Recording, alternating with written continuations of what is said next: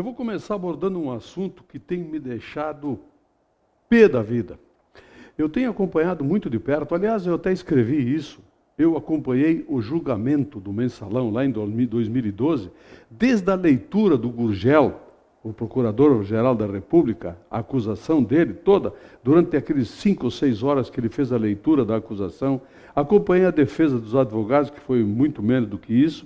Acompanhei o voto de cada um dos membros do Supremo Tribunal Federal. Então ninguém precisa me dizer nada, que eu acompanhei aqui tudo de perto, eu sei o que aconteceu. Agora, tem algumas coisas que elas transcendem o entendimento, a captação assim de pessoas que nem eu, que são burros. Eu sou muito burro, entende? Então eu tenho uma certa dificuldade para entender. Como, por exemplo, os caras foram tudo presos já, inclusive alguns no regime fechado, quando a sentença era para regime semiaberto. Que algumas, não sei, um dia eu vou entender essas coisas. Agora aí os caras fazem uma campanha nacional para arrecadar dinheiro para pagar a multa que levaram. Aí o Gilmar Mendes, que eu imagino que esse ministro do Supremo Tribunal ainda teria que estar respondendo eticamente pelas acusações que ele fez contra algumas pessoas, que depois comprovadamente foi matéria de imprensa, foi mentira, porque ele foi desmentido. Ele está preocupado agora com quem contribuiu com o genuíno, com o delúbio. Parei um pouquinho, o Gilmar Mendes tem que se preocupar com o Cacciola. Onde foram parar 1,5 bilhão doado para o Cacciola pelos governos da época? Ele tem que se preocupar com o trem-salão lá de São Paulo. Crimes horríveis que estão sendo feitos. Deixa lá as doações. Se tem alguma coisa para investigar, o Ministério Público e a Polícia Federal, a Receita Federal que vai investigar se alguém doou dinheiro que não tinha, ou que sem origem. Não cabe a ele isso. Não cabe a ele, com certeza. Aliás, ele tem que explicar por que o Daniel Dantas recebeu 2 habeas corpus dele. Daniel Dantas, um notório infrator aqui desse país.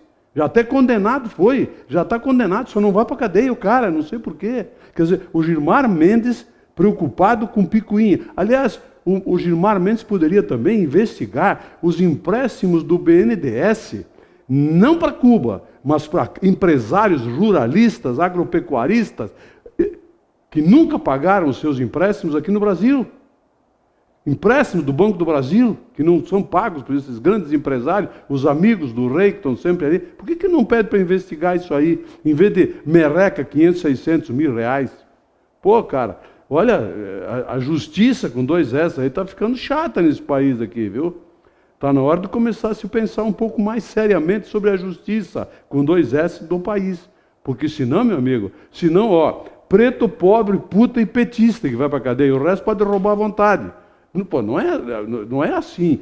Moral, ética, honestidade seletiva. É do PT, cadeia neles, o resto pode fazer o que bem entende. É assim que funciona?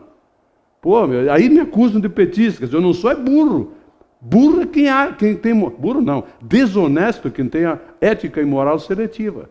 Só isso, nada mais. 11 dias de greve em Porto Alegre. Agora, o dia de pagamento, hoje, amanhã e tal, os empresários das empresas de transporte estão dizendo que vão descontar os dias parados dos empregados lá, dos rodoviários. Vão descontar coisa nenhuma. Eles se fizerem isso, vai ser um horror. Eles só vão voltar a trabalhar em setembro de 2027. Não funciona isso aqui no país. Vocês já viram falar de alguém que foi descontado alguma vez, sem ter problemas, etc. Tal? E eles vão para o 11º dia de greve. Tem muita coisa para ser mostrada no esquema de passagens urbanas. Vocês querem ver uma coisa? Prefeito de Canoas mandou um projeto para a Câmara de Vereadores agora, para isentar o transporte urbano do ISSQN. O nosso prefeito aqui de Bento já comentou esses dias aqui numa reunião que não pode abrir mão de receita. Então o prefeito de Canoas vai cometer um erro, vai abrir mão de receita, na medida que vai isentar de ISSQN o transporte coletivo urbano, e aí vai ter que manter a passagem, não vai dar aumento de passagem. O prefeito de Canoas está 2,60. Vai permanecer, não vai conceder aumento. O governo do Estado do Rio Grande do Sul cobra 12% de ICMS sobre o valor da passagem urbana. Vai ter que abrir mão. Só que tem um detalhe. O governo federal já isentou de PIS, COFINS, desonerou a folha de pagamento. A prefeitura vai desonera o ISSQN, desonera-se o ICM. Tá, mas e aí o ano que vem vão desonerar o quê? Cara, não existe essas coisas. Alguma coisa está errada nisso tudo. Por que não abrem essa caixa preta e mostram as planilhas de custo para a população? Para ela saber onde o dinheiro dessa concessão pública, como ele é arrecadado, qual é a margem de lucro. Aliás, nós tivemos os pedágios aqui, que foi um escândalo. Cobravam, prestavam contas para quem? Qual era a margem de lucro? O que eles gastavam nas rodovias? Aqui em Caxias, o pedágio, por exemplo, ele acabou. Mas o que fizeram aqui durante 15 anos? Qual foi a obra, sem ser tapa-buraco, que fizeram aí arrecadando 15, praticamente R$16 para ir e voltar 13 quilômetros aqui, que era o grande forte da arrecadação, era Caxias Farroupilha. Pois é, isso tudo tem que acabar, vão ter que começar a mostrar planilhas, o que é isso, o que é aquilo, o que é o custo disso, o que é o custo daquilo, quanto representa a folha de pagamento com os seus encargos, quanto representa a tributação, pneu, óleo diesel, a manutenção de ônibus, etc. Hoje de manhã, por exemplo, eu leio no jornal que as empresas de transporte coletivo estavam colocando no custo também a depreciação da frota que estava como reserva, a frota parada. Então, espera aí, a gente precisa entender. Se não entendermos isso, dificilmente alguma coisa vai mudar, certamente.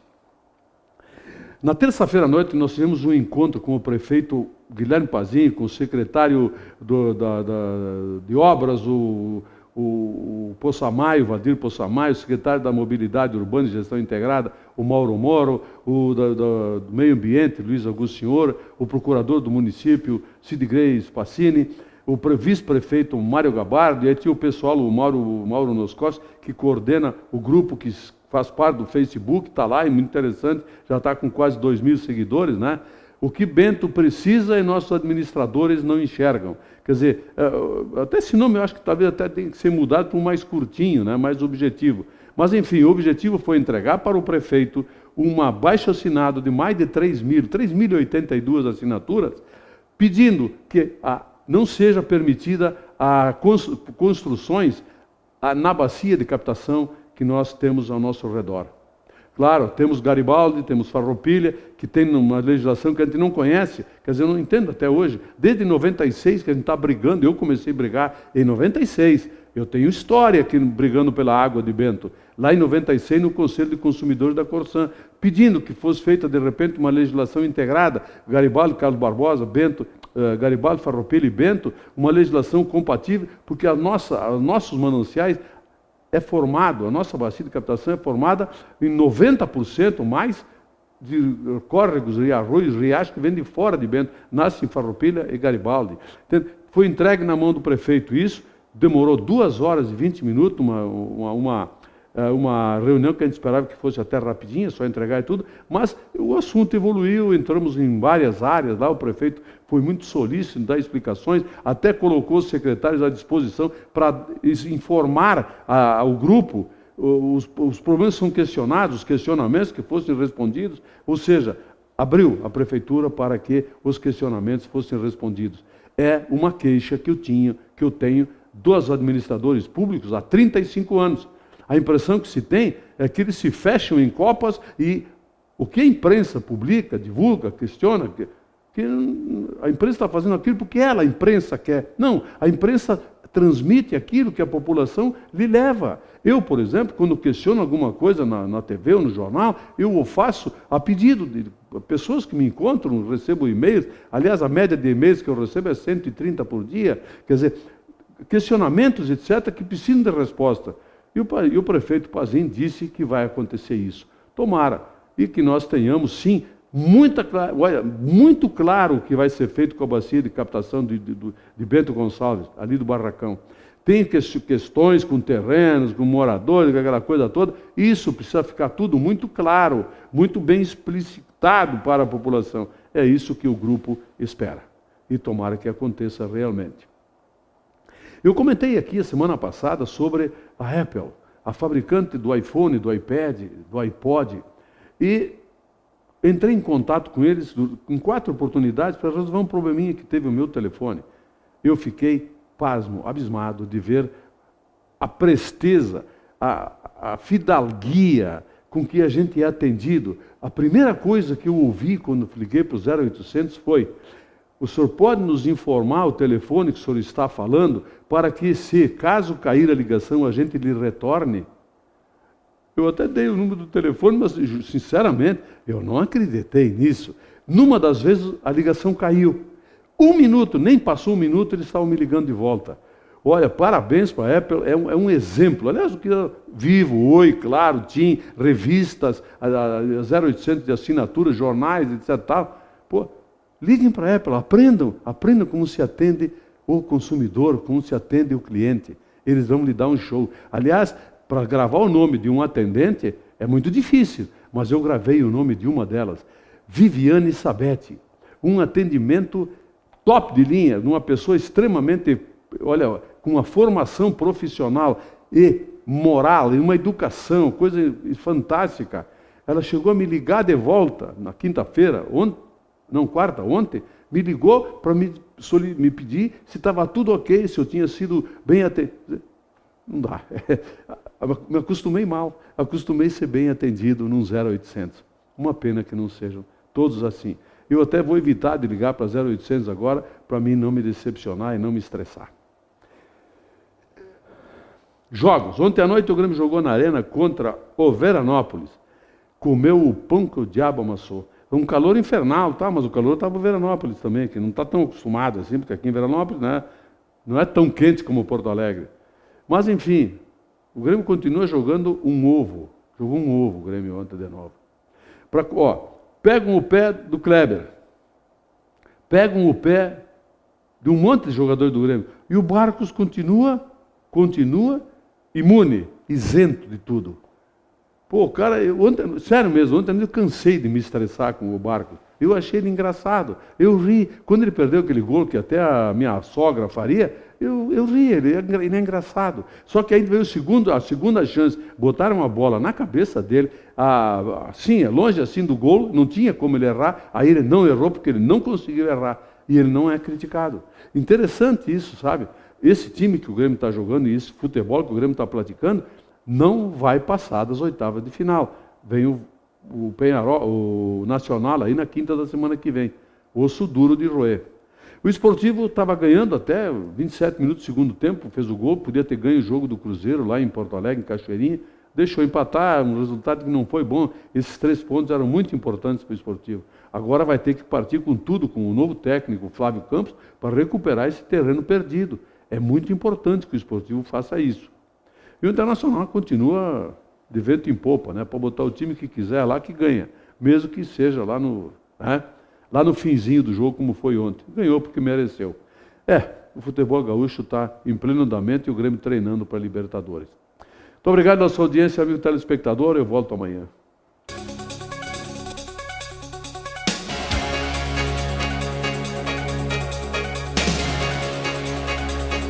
Opinião. Oferecimento Ludfor Consultoria em Energia. www.ludfor.com.br